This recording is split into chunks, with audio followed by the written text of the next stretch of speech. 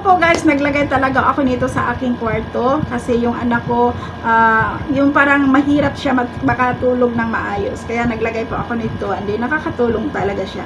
So wala pong iba guys kung hindi po ang ating Himalayan lamp. Ayan. So ayan.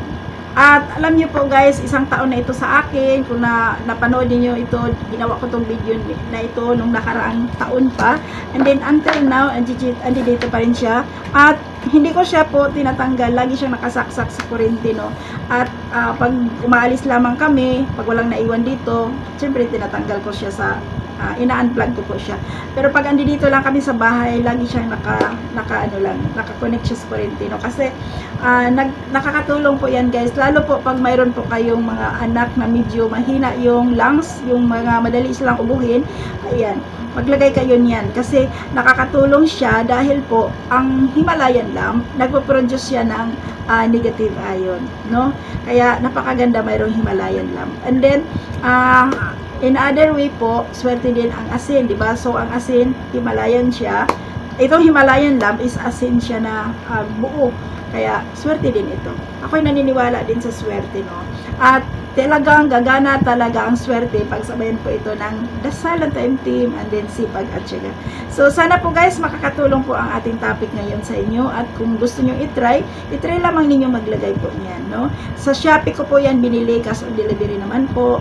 Kaya nakakatuwa naman. Hindi siya natutunaw guys. Ayan. So, ayan po guys. Maraming salamat ulit sa inyong lahat at lagi po kayong mag-ingat. At sa mga gusto po ng online negosyo, ayan, mayroon po akong online negosyo na aking bahagi po sa inyo. Gusto ko po mag-share ito, may share sa inyo ito.